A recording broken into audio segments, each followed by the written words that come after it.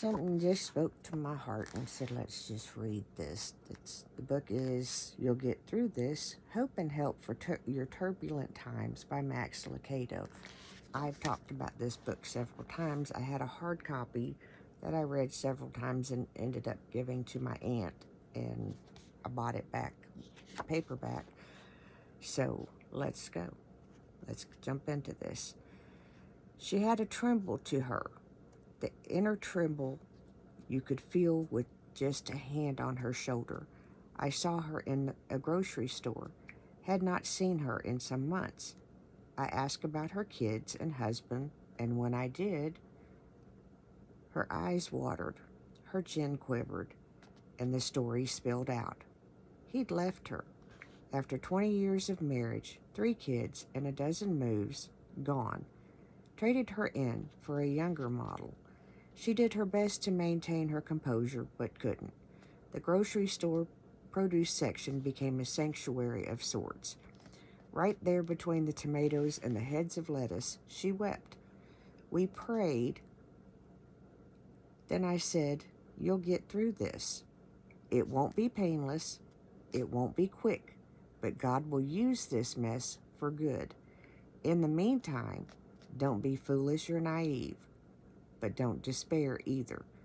With God's help, you will get through this." 2 days later, a friend called. He'd just been fired. The dismissal was his fault. He'd made stupid, inappropriate remarks at work, crude, offensive statements. His boss kicked him out. Now he's a 57-year-old unemployed manager in a rotten economy.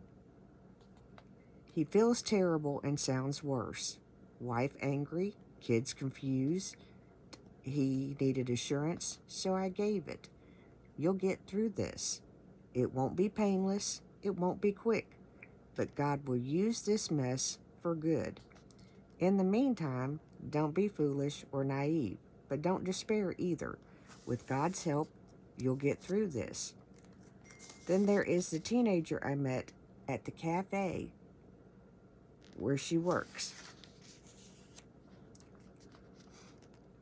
She's fresh out of high school, hoping to get into college next month. Her life, as it turns out, hasn't been easy. When she was 6 years old, her parents divorced. When she was 15, they remarried, only to divorce again a few months later. Recently, her parents told her to choose, live with mom or live with dad.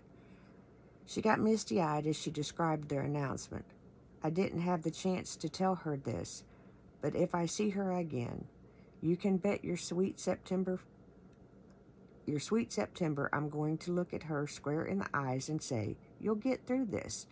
It won't be painless, it won't be quick, but God will use this mess for your good. In the meantime, don't be foolish or naive, but don't despair either. With God's help, you will get through this." Audacious of me, right? How dare I say such words? Where did I get the nerve to speak such a promise into tragedy? In a pit, actually, a deep, dark pit, so steep the boy could not climb out, had he been able to. His brothers would have shoved him back down. They were the ones who had thrown him in. So it came to pass when Joseph had come to his brothers that they stripped Joseph of his tunic, the tunic of many colors that was on him. Then they took him and cast him into a pit, and the pit was empty. There was no water in it, and they sat down to eat a meal. Genesis 37:23 through 25.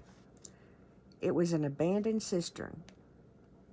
Jagged rocks and roots extended from its side. The 17-year-old boy lay at the bottom. Downy beard, spindly arms and legs. His hands were bound, ankles tied. He lay on his side, knees to chest, cramped in the small space. The sand was wet with spittle where he had drooled. His eyes were wide with fear. His voice was hoarse from screaming. It wasn't that his brothers didn't hear him. 22 hours later, 22 years later, When a famine had tamed their swagger and guilt had dampened their pride, they would confess. We saw the anguish of his soul when he pleaded with us, and we would not hear. These are the great-grandsons of Abraham, the sons of Jacob, couriers of God's covenant to the galaxy of people. Tribes will bear their banners. The name of Jesus Christ will appear on their family tree. They are the scripture's equivalent of royalty. Yet on this day, they were the Bronze Age version of a dysfunctional family. They could have had their own reality TV show. In the shadow of a sycamore, in earshot of Joseph's appeals, they chewed on venison and passed the wineskin, cruel and oafish, hearts as hard as the Canaanite desert. Lunch mattered more than their brother. They despised the boy. They hated him and could not speak peaceably to him. They hated him even more. His brothers envied him. Genesis 37. That's not right.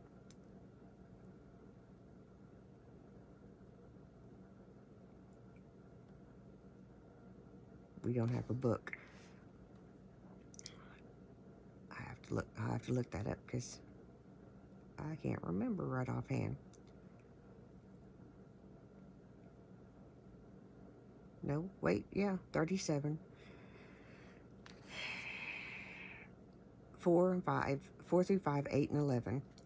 Here's why. Their father pampered Joseph like a prized calf. Jacob had 2 wives, Leah and Rachel, but one loved, Rachel. When Rachel died, Jacob kept her memory alive by fawning over their first son. The brothers worked all day. Joseph played all day. They wore clothes from a second-hand store. Jacob gave Joseph a hand-stitched, multicolored cloak with embroidered sleeves. They slept in a bunkhouse. He had a queen-size bed in his own room, while they ran the family herd.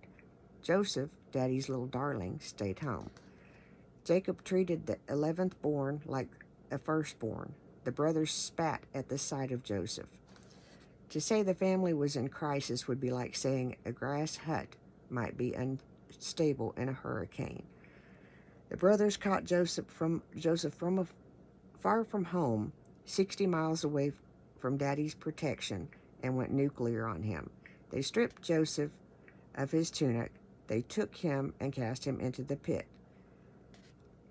Defiant verbs. They wanted not only to kill Joseph, but also hide his body. This was a murderous cover-up from the get-go. We shall say some wild beast has devoured him. Joseph didn't see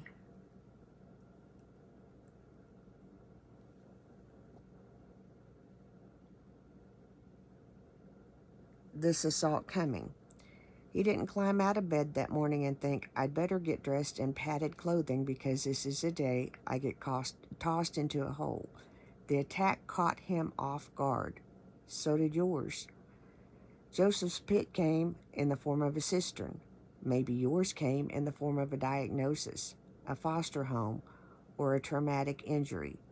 Joseph was thrown in a hole and despised. And you? Thrown in an unemployment line and forgotten, thrown into a divorce and abandoned, into a bed and abused. The pit, a kind of death, waterless and austere. Some people never recover. Life is reduced to one quest: get out and never be heard again. Not simply done. Pits have no easy exits. Joseph's story got worse before it got better. Abandonment led to enslavement, then entrapment, and finally imprisonment. He was sucker punched, sold out, mistreated. People made promises only to break them, offered gifts only to take them back. If hurt were a swampland, then Joseph was sentenced to a life of hard labor in the Everglades. yet he never gave up. Bitterness never staked its claim. Anger never metastasized into hatred. His heart never hardened. His resolve never vanished. He not only survived, he thrived. He ascended like a helium balloon. An Egyptian official promoted him to chief servant. The prison warden placed him over the inmates, and Pharaoh, the highest ruler on the planet, shoulder-tapped Joseph to serve as his prime minister. By the end of his life, Joseph was the second most powerful man of his generation. It is not hyperbole to state that he saved the world from starvation. How would that look on a resume? This is Joseph, son of Jacob, graduate with honors from the University of Hard Knocks, director of global effort to save humanity, succeeded. We'll continue with page 7 in the next video.